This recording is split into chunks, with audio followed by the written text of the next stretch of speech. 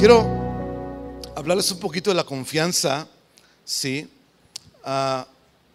Y es interesante porque en la Biblia encontramos que hay un tipo de conexión inusual entre tres temas en la Escritura: el temor, la adoración y la confianza.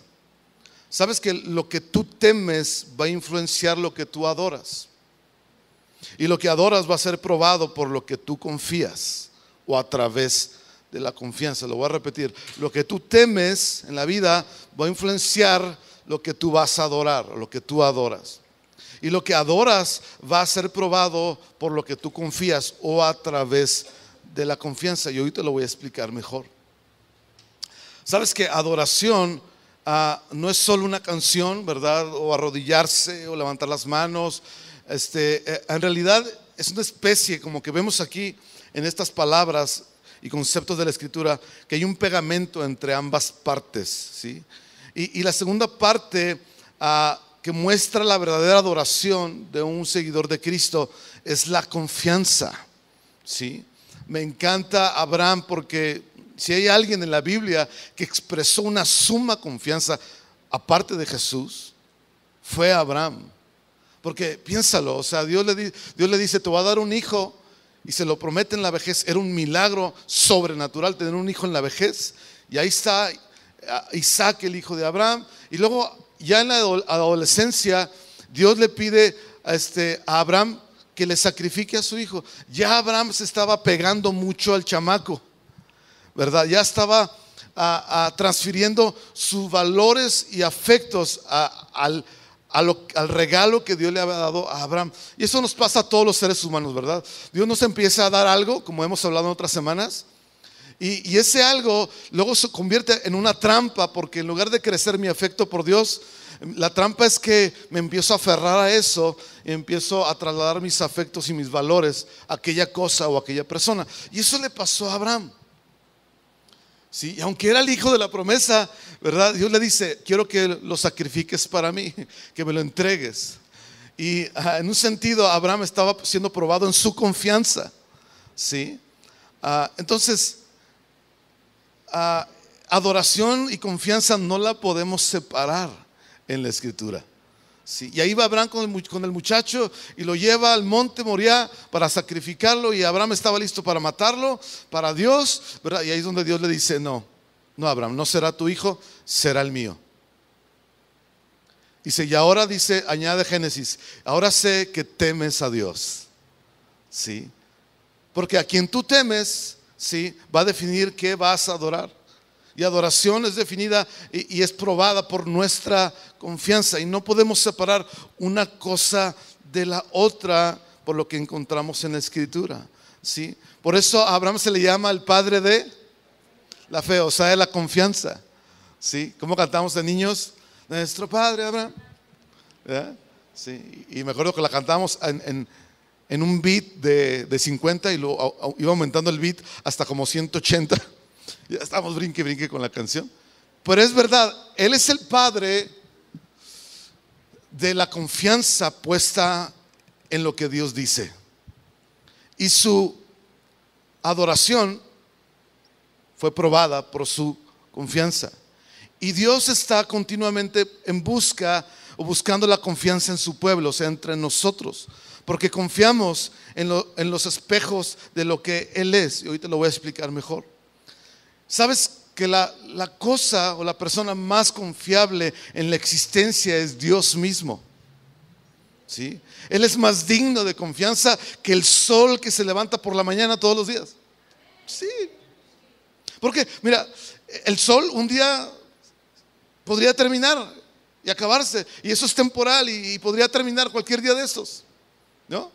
Pero Dios no puede cambiar. Él es perfectamente fiel. Y ahí está nuestra confianza, ahí está nuestra fe en lo que Él es y en lo que Él nos dice y ha hecho por nosotros y nos promete. Entonces, toda nuestra vida se trata, ¿sí?, de aprender esta expresión, que es la confianza, y de aprender este estilo de vida, de una vida de confianza absoluta en Dios. Dile a su vecino: de eso se trata mi vida. Aprender confianza. ¿Sí? Aprender confianza. Sabes que es interesante, pero a veces respuestas tardías de parte de Dios pueden marcar todo tipo de cosas en nosotros. ¿Cuántos han orado y no ha habido respuesta en alguna de esas oraciones? Y sabes, cuando no hay respuesta a veces, eso va marcando a nosotros de muchas maneras. Y es donde realmente desconfiamos en Dios. Porque decimos, Dios, ¿qué onda? ¿Sí? Pero escucha, nunca es su castigo, nunca será por humillación a nosotros, ¿sí? Sino es a veces para saber dónde o exponer dónde tenemos necesidad de confiar en una debilidad, ¿sí? Porque cuando yo y tú confesamos y nos ponemos de acuerdo con Dios, ¿sí? Entramos en una gracia donde podemos abandonar algo que ha afectado mi vida, ¿sí? Es decir, aunque no vea yo la respuesta, ¿sí? Yo me abandono y confieso lo que Dios dice en su palabra y me pongo de acuerdo con Él. Y hay una gracia en ello y me olvido de aquello que ha estado afectando mi vida. Le voy a dar un ejemplo. No está aquí, y qué bueno que no está aquí, pero la vida de mi hermano Edgar, que ahora sigue el Señor, era una vida muy complicada. Mi mamá, mi hermana y yo sufrimos muchísimo porque era un alcohólico y era un drogadicto. Y me vi envuelto en muchas situaciones bien difíciles, siempre sacándolo del hoyo. Perdí dinero, tiempos muy bochornosos, me robaba el dinero, la casa la destruía, llegaba alcohólico y empezaba a golpear los muebles de la casa y los empezaba a romper todos. Yo me le colgaba así encima del cuello y como está así ancho, ¿verdad? Bueno, antes tenía pelo, no sé si se le acabó porque me colgaba de él, ¿no? Pero era tan fuerte que yo salía volando. Yo tenía que salir en la madrugada corriendo, pidiendo ayuda a algunos amigos que vivían cerca de mí. Y yo vivía con mucha angustia, no sabía si mi hermano iba a llegar, si estaba vivo, porque a veces se perdía literalmente 15 días o 21 días, así, no sabíamos nada de él. Y era una cosa bien difícil, económica, emocional, de muchas maneras. Y yo siempre estaba bien preocupado, ¿verdad? Yo decía, Dios, respóndeme. Y yo veía que Dios no me respondía. Pero un día dije, Señor, yo me pongo de acuerdo con tu palabra, con lo que aquí dice, con lo que tú has prometido, con mi familia. Y descansé en el Señor y empecé a confiar en el Señor. Y en lugar de estar preocupado, cada vez que veía a mi hermano lo agarraba de bibliazos y zas, ¿verdad? Y todo ya estaba todo juido, ¿verdad? De que regaño, ¿y por qué haces eso? Ya estuvo, y que no sé, que yo me enojaba, ¿verdad? Porque yo veía todo el daño que él estaba trayendo a nosotros, a mi madre principalmente. De hecho, mi mamá no lo vio libre, no lo vio servir a Cristo. Ella cuando estaba muriendo me dijo, Saúl, hijo, dice, te encargo a tu hermano. No me va a tocar verlo servir a Cristo, pero yo sé que un día eso va a suceder. Te lo encargo. Y Dios lo hizo. Pero, escucha, el punto es que yo dejé de estar regañándolo y dándole de bibliazos, ¿me explico? Y de estar bien ansioso, bien preocupado por su vida. Yo dije, Señor, tú prometiste esto, yo me pongo de acuerdo contigo. Y entonces abandoné aquello que estaba afectando mi vida emocional, económicamente, de muchas maneras. ¿Ya me di a entender? Entonces, de eso se trata la confianza. Y Dios está buscando personas que confían en Él, ¿sí? Juan capítulo 4, si lo busca rápidamente, versículo, creo que es 24. La escritura dice que Dios está buscando adoradores. ¿Qué es lo que Dios busca? Adoradores. Ahora, interesantemente, dice adoradores. Él no está buscando adoración. Juan capítulo 4, versículo 23. Sí, dice, mas la hora viene y ahora es, dice Jesús, cuando los verdaderos adoradores adorarán al Padre en espíritu y en verdad, porque también el Padre tales adoradores busca que le adoren. Ok, entonces Dios está buscando adoradores, repito, y no adoración. O sea, comprenda algo de Dios. Él no es egoísta en la necesidad de afirmación, ¿sí? Pero el asunto es que nosotros nos convertimos en lo que adoramos. Por eso Dios está buscando adoradores, ¿sí? Uno se convierte eventualmente en lo que uno adora. ¿Por qué? Porque tú siempre te conviertes, repito, en lo que adoras. Y lo que adoras va a determinar en lo que tú confías, ¿sí? Porque mira, yo puedo levantar las manos, yo puedo cantar las canciones indicadas el domingo por la mañana, cantar en voz alta, dar un grito de alabanza. Pero si cuando me enfrento, escucha bien, pero si cuando me enfrento a una dificultad, me dirijo a algo que es diferente a Dios, entonces mi área de confianza está siendo cuestionada, está siendo contaminada. Sí. Eso significa que todo lo que tú y yo hacemos tiene que ser de acuerdo a lo que Dios dice, a lo que Él piensa, ¿sí? Y lo que Él ha determinado para nuestras vidas. Sabes que mucha gente decimos, yo tengo derecho a mi propia opinión. ¿Cuántos tienen una opinión fuerte aquí? Sí, ok. Bueno, tú puedes tener la tuya. Yo no quiero la mía porque solo me meten problemas. ¿Sí? Yo no quiero tener pensamientos o valores que son incompatibles con los pensamientos y valores de Dios. Soy honesto. Yo quiero pensar en manera creativa dentro de los confines del señorío de Jesús, expresados en la Biblia, ¿sí? Porque sabes que hay más libertad en el señorío de Jesús que libertad afuera de lo que yo quiero. Voy a repetirlo. Hay más libertad, ¿sí?, en Jesús y en el señorío de Cristo expresado en la Escritura que libertad afuera de su señorío. ¿Sabes? El truco del diablo y del sistema de este mundo es que nos engañan diciendo, hay más libertad.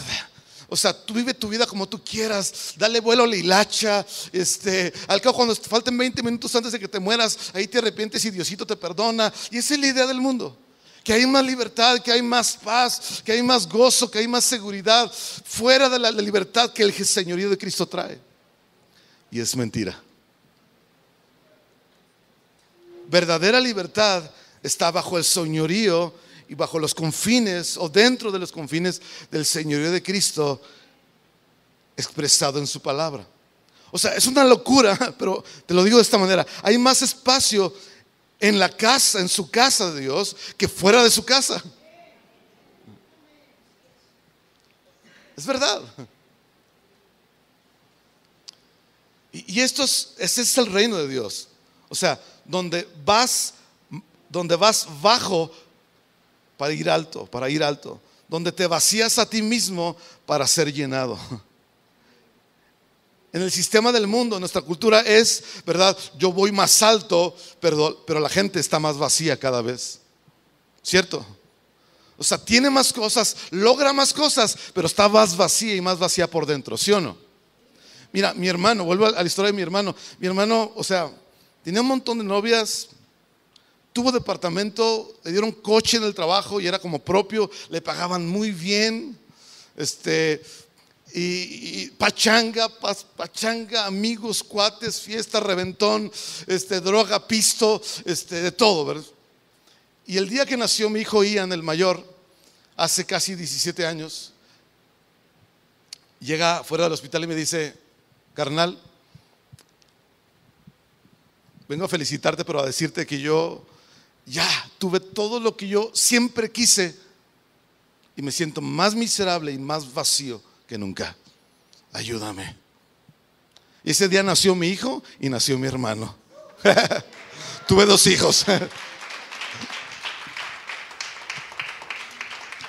O sea, en realidad no tengo 3 hijos, tengo 4. Ahora es una extraña relación porque es mi hermano y es mi hijo. Pero es así. O sea, el mundo es al revés. En el reino es, entre vas más abajo, y Dios te lleva más alto.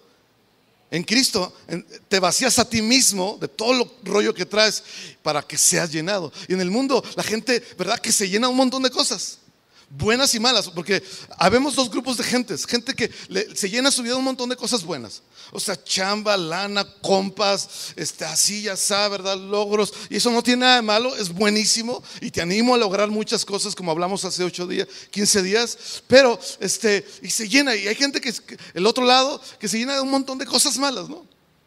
Sí, y de vicios y de rollos y de cosas que contaminan su vida, su mente, su cerebro, su cuerpo, y lo echan a perder. Y el asunto es que se llenan, pero están bien vacíos. Pero en el reino uno se vacía a sí mismo de la idea, del rollo que uno trae, y Dios viene y lo llena a uno. Así funciona el reino. Y si tú estás aquí por primera, segunda vez, quiero decirte, Jesús te quiere llenar, pero necesitas vaciarte a ti mismo para que eso pueda suceder.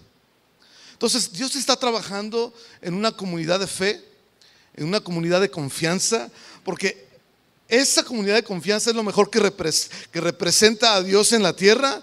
Y eso es la confianza. ¿Sí? ¿Quieres ofender a Dios? Desconfía de Él, desconfía de lo que Él dice en la palabra. ¿Sí? Vaya conmigo a Jueces capítulo 6, por favor. Versículo 10. Jueces capítulo 6, versículo 10. Está hablando Dios y dice: y yo les dije, yo soy el Señor vuestro Dios.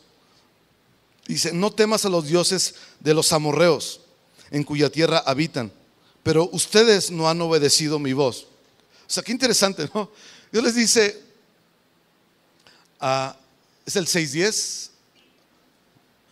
Sí, ¿verdad? Dice, yo soy el Señor su Dios. No temerán o reverenciarán a los dioses de los amorreos en cuya tierra habitan, pero ustedes no me obedecen. O sea, qué interesante, porque Dios les dice: no teman a ellos, pero ustedes al mismo tiempo no me obedecen. O sea, ¿qué hizo Israel? ¿Sí? Cuando temían a los dioses ajenos.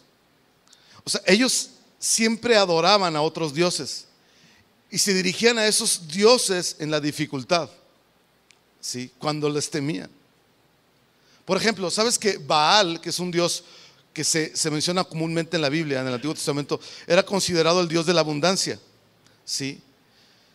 Así que cuando en Israel no iban las cosas bien o correctamente, ellos se convertían a Baal e iban y adoraban a este dios falso. ¿Sí? Y a lo largo de la historia del pueblo de Israel, ellos trataban de adorar a Dios en el día de reposo, y en otros días se postraban frente a otro dios, Baal o cualquier otro. Y ellos también trataron de tener esta doble devoción a múltiples dioses y al Dios verdadero. Y siempre eso trajo un punto de ruptura en Israel. Siempre fue un punto de desintegración de quienes eran y de su identidad. El punto es que lo que tú temes determina lo que tú adoras. Y ellos temían a esos dioses y adoraban a esos dioses por consecuencia. Ahora, brínqueme, porque es donde quiero llegar, al Salmo 115. Es un salmo súper conocido y citado. Salmo 115, por favor. Versículo 3. Dice: nuestro Dios está en los cielos y todo lo que quiso ha hecho, o Él hace lo que le place. Ese versículo me encanta. Dígalo conmigo: Dios hace lo que le place. Me encanta eso. Dios no está confinado, Dios no está limitado a ningún ser humano, ni a ninguna experiencia nuestra, buena o mala, ni a ninguna lista de cosas, ¿verdad? No. Dios finalmente hace lo que Él quiere, porque Él es Dios. ¿No le encanta eso? O sea, Él no está supereditado a nadie en la tierra, a ningún otro Dios o a ninguna circunstancia. Dios siempre hace lo que Él quiere, lo que a Él le place, ¿sí? Y luego dice, más adelante, dice: los ídolos de ellos son plata y oro, obra de mano de hombres. Tienen boca, mas no hablan; tienen ojos, mas no ven; orejas tienen, mas no oyen; tienen narices, mas no huelen, manos tienen, mas no palpan, tienen pies, mas no andan, no hablan con su garganta. Semejantes a ellos son los que los hacen y cualquiera que confía en ellos. Lo que tú temes determina lo que tú confías, y lo que tú confías, eso es en lo que tú te conviertes. En este caso, en el Salmo 115, está hablando de imágenes tal vez moldeadas por piedra o por madera, cosas que todavía existen fuertemente en México, en nuestro país. El punto es que ellos adoraban a otros dioses, que no era Dios, el verdadero Dios. E interesantemente, el apóstol Pablo lo mencioné antes, en otro domingo, que la avaricia es idolatría. O sea, la codicia es la adoración de otros dioses. ¿Sí? Y eso es muy interesante. Entonces, la codicia es idolatría, es la adoración a otros dioses. Es decir, lo que temo afecta lo que yo adoro, y lo que adoro afecta en lo que yo confío. Mire, un ejemplo. Si yo tengo miedo, o tú tienes miedo a quedarte sin dinero, porque el dinero te da seguridad, el dinero, ¿verdad?, te da un cierto grado de paz, y yo necesito el dinero, yo voy a encender mi corazón hacia el dinero y la obsesión de intentar crear una seguridad para mí. ¿Sí? Y entonces yo puedo cantar las canciones adecuadas y la mañana levantar mis manos, incluso danzar y hacer todo lo que hacemos. Pero si mi corazón está está anclado en afecto, en otras cosas más que en Dios, lo que sucede es que mi confianza se contamina. Sí. Y ahí es donde es el meollo del asunto, porque muchos de nosotros, mucha gente, tenemos anclada nuestra confianza en alguna otra cosa y está agarrada de alguna otra cosa. Sí. Y uno se va convirtiendo, repito, eventualmente en lo que uno confía, en lo que uno adora. Y ese es el gran peligro. Sí. Y por eso mucha gente es avara, es codiciosa y teme quedarse sin dinero, y es bien preocupona porque está anclada en aquello, y eventualmente se va haciendo una persona así. ¿Por qué? Toda su confianza está en aquella cosa que necesita tener. En este caso, el dinero. Lo mismo puede suceder con una persona. Entonces, mi adoración auténtica está expuesta cuando una dificultad viene a nuestras vidas. Porque es cuando tú descubres en qué y en quién estás confiando. Y eso fue lo que le pasó a Abraham. Cuando fue expuesta su adoración, cuando vino Dios y le dice: dame a tu hijo. Imagínate, dar la cosa más valiosa que tú tienes, que es a tu propio hijo. Ni tu propia vida valdría tanto como la de tu propio hijo, ¿sí o no? Y Dios dice: dámelo. Y cuando fue puesto en esa dificultad, en esa disyuntiva, ¿verdad?, Él descubrió realmente, y nosotros también descubrimos en qué y en quién estamos confiando.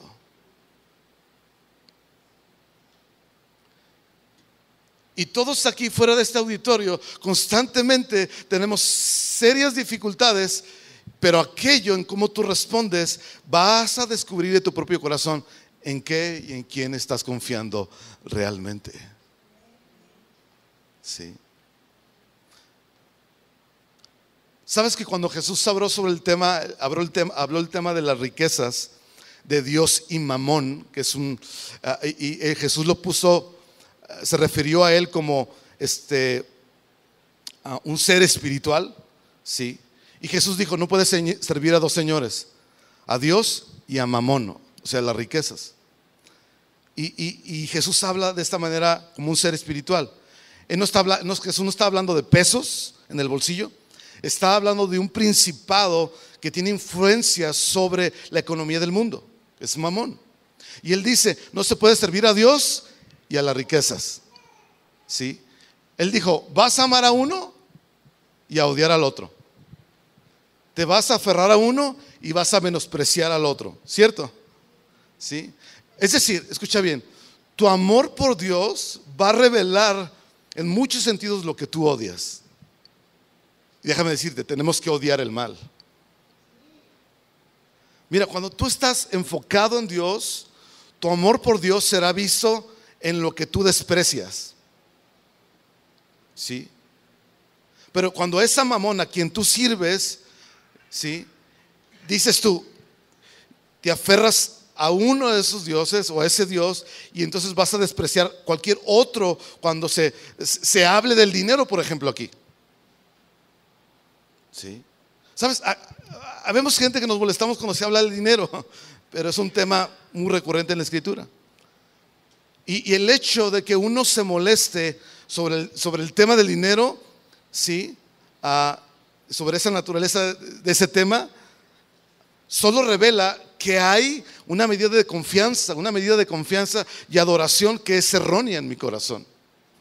Porque es probable que, si a mí me molesta que se hable del dinero, es probable que yo estoy muy anclado en el dinero, en la lana, y mucha de mi confianza está en el dinero. Y entonces, cuando alguien toca el tema, uno se incomoda y tal vez hasta se molesta. Y eso habla de la medida de confianza y adoración que uno tiene en aquella cosa. ¿Sí? Dice, volvamos al Salmo, dice el versículo 8, dice: semejantes o así son todos los que los hacen y cualquiera que confía en ellos. ¿Cuál es la implicación aquí? ¿Sabes? Es aquellos que adoran los ídolos falsos y se vuelven como ídolos, los ídolos que adoran. Es decir, ellos se hacen como el ídolo. ¿Cómo es el ídolo aquí? Ciego, sordo, mudo. Es decir, es ciego y la persona se hace como ese ídolo. Es decir, una persona empieza a perder su capacidad de percibir a Dios. Dice que aquí se hacen como el ídolo que no puede hablar. Es decir, uno pierde su voz en el mundo. Y dice que se hacen como el ídolo y ya no puede tocar con sus manos. Es decir, uno pierde su propia sensibilidad, su propia percepción, ¿sí? Entonces ellos se hacen como el ídolo y ya no pueden escuchar. Pierden el rastro de la voz de Dios en su vida. ¿Por qué? Porque nos convertimos en lo que nosotros confiamos. ¿Me está escuchando? Sí. Así, en este punto Dios dice al final, más adelante, versículo 9: oh Israel, dice, confía en el Señor, porque Él es tu ayuda y tu escudo. Y luego lo repite en el siguiente versículo: casa de Aarón, confíen en el Señor, Él es su ayuda y su escudo. Versículo 11 dice: los que temen al Señor, confíen en el Señor, Él es vuestra ayuda y vuestro escudo. Y lo repite una y otra vez. Es decir, Dios está hablando diciendo: Israel, confía en el Señor. ¿Por qué? Porque tú vuelves a oír, tú vuelves a percibir, a ser sensible y llegas a ser como Dios en tu capacidad y habilidad para vivir la vida. Porque así es Dios. Y es la confianza lo que abre, ¿verdad?, la gracia sobrenatural, la capacidad de vivir como Jesús. ¿Qué es, mi hermano? La confianza. Sí. Y termino con el siguiente pasaje, Proverbios capítulo 3, versículos 5 y 6. Si me lo ponen en la pantalla, porque se me apagó mi aparato. Proverbios 3, del 5 al 6. Bueno, aquí lo tengo. Vamos a leerlo juntos. 1, 2, 3. Confía en el Señor de todo corazón y no te apoyes en tu propia prudencia. 6. Reconócelo en todos tus caminos y Él enderezará tus sendas. ¿Sabes que estas dos verdades o frases están, ¿por qué están espalda una a la otra? Porque si tú quieres confiar en Dios completamente, tu percepción de las cosas va a afectar tu confianza. Entonces dice: confía en el Señor de todo tu corazón. O sea, todo tu corazón está en un lugar de entrega absoluta, ¿sí? O sea, yo no sé usted, pero yo no tengo ningún interés en mi propia opinión personal.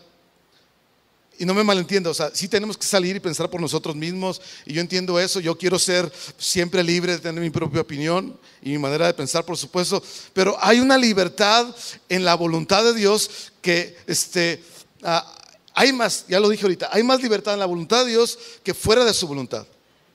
Y yo quiero, no sé usted, pensar consistentemente en su libertad en mí. Yo quiero pensar de acuerdo a las promesas de Dios sobre mí y mantenerme ahí, ¿sí? Y yo sé que no somos robots, no tenemos comandos, ¿verdad? Pero nosotros caminamos en un vínculo, en una relación con Dios, ¿sí? Y dice el versículo: confía en el Señor de todo corazón y no te apoyes en tu propia opinión o prudencia. Entonces, ¿cuántos se quieren apoyar en su propia opinión? Yo no. Dice el versículo 6: reconócelo en todos tus caminos. ¿Sabes? La palabra reconocer aquí en este versículo no habla de que tú te topas a alguien. Por ejemplo, hoy acabo de ver a Laura, tenía rato que no la veía, y hola Laura, ¿cómo estás? Tenía rato que no te veía. La palabra reconocer no es esa la que se usa aquí. Es una palabra que se usa para llegar a conocer a alguien de manera experimental e íntima, ¿sí? De hecho, es la palabra que se usa en Génesis cuando dice que Adán conoció a Eva y ella concibió y dio a luz un hijo. O sea, ¿cuántos saben que Adán no entró a la habitación y saludó a Eva? Hola, ¿cómo estás? No. Era un asunto experimental, era juntarse con ella, ¿sí? Y Dios nos llama a eso, mis hermanos, ¿sí? A que podamos confiar, ¿sí?, completamente en Él, con todo nuestro corazón, en una entrega absoluta. Porque nuestra propia opinión muchas veces es débil, es equivocada y va a afectar nuestras vidas. ¿Cuántos se fueron por su opinión y por sus sentimientos y luego la embarraron bien gacho? Yo agarré avión, yo tenía una idea, agarré opinión, y yo dije, no, pues es que esto es, así debe ser, y me brinqué la escritura, no confié en el Señor. El resultado, desastre. Y Dios dice, confía en mí de todo corazón. Y en esa medida que confiemos en Él, nos iremos convirtiendo en semejanza a quien Él es. Evidentemente, la persona que mejor reflejó a Dios en la tierra fue Jesús. Y la razón es porque Él confiaba absolutamente en su Padre. ¿Estamos de acuerdo? En el momento más crítico de su vida, que fue el huerto de Getsemaní, estaba ahí solo orando, y era tal su angustia y tal su dolor que lloraba como gotas de sangre. Jesús usó una palabra que conmueve el corazón de cualquiera, porque Jesús dijo: Abba Padre, si puedes pasar de mí esta copa, hazlo, pero no, sino que se haga tu voluntad. Jesús usó una palabra de tan profunda confianza y cercanía e intimidad, y dijo: papi, en español, papi, si puedes pasar de mí esta copa, hazlo, si no, que tu voluntad sea hecha. Y nadie más reflejó tan perfectamente a Dios que Jesús, porque confiaba total y completamente en Él. Amén. ¿Sabes? La preocupación y la ansiedad son una falsa responsabilidad.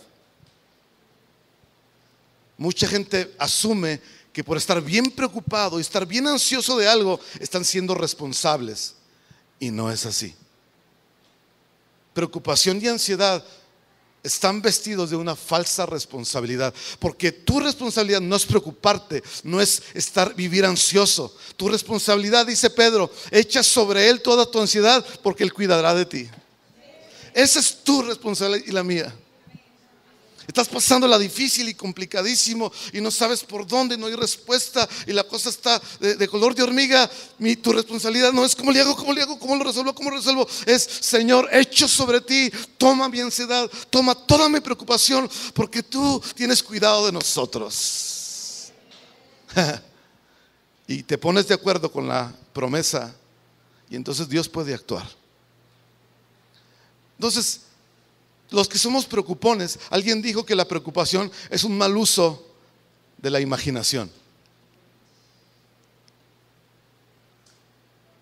Usa su mente y hágala responsable de ponerse de acuerdo con lo que la Biblia dice, no con las muchas cosas complicadas que puede traer tu vida en ese momento o esa circunstancia. ¿Está bien? Yo pensé que iban a estar más felices porque vamos a confiar al Señor. Yo quiero ser como Cristo. ¿Tú? Quiero aprender a confiar más. Y en ese camino estamos todos nosotros. Ahora, vamos a ser honestos. ¿Cuántos somos bien preocupones y bien ansiosos? En español, ¿cuántos somos bien desesperados?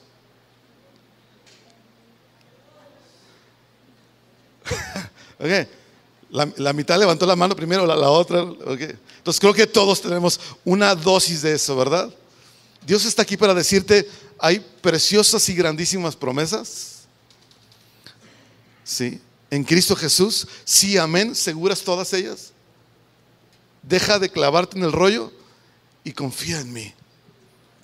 Y te convertirás en aquello que confías y adoras. Amén. Amén. Si tú estás aquí y nunca has confiado en el Señor, no has confiado tu vida para que Él perdone tus pecados, para que Él redima tu vida, redima tu corazón, este es el momento. Yo quiero llamarte: ven, entrega tu vida a Cristo, confíale tu vida a Cristo. Él te va a perdonar, Él te va a salvar, Él te va a dar una vida nueva que ninguna otra cosa puede dártela. ¿Verdad que sí? ¿Habrá alguien en este edificio que quiera hacer eso? Y diga: vamos a tener bautizos de gente que ha abrazado la fe y la confianza en Cristo. Va a ser magnífico. Pero ¿habrá alguien en este auditorio que diga: pastor, yo he sido bien desconfiado? Yo no confío ni en San Popocha, ni en la Virgencita, ni en Buda. Nunca he confiado en Cristo, pero quiero confiar en Cristo. ¿Habrá alguien? Ok. Están todos confiados. Ok, está bien. Ahora, todos los que somos bien preocupones y con mucha ansiedad y desesperados, pónganse de pie, que queremos orar juntos. Pónganse de pie, vamos a orar.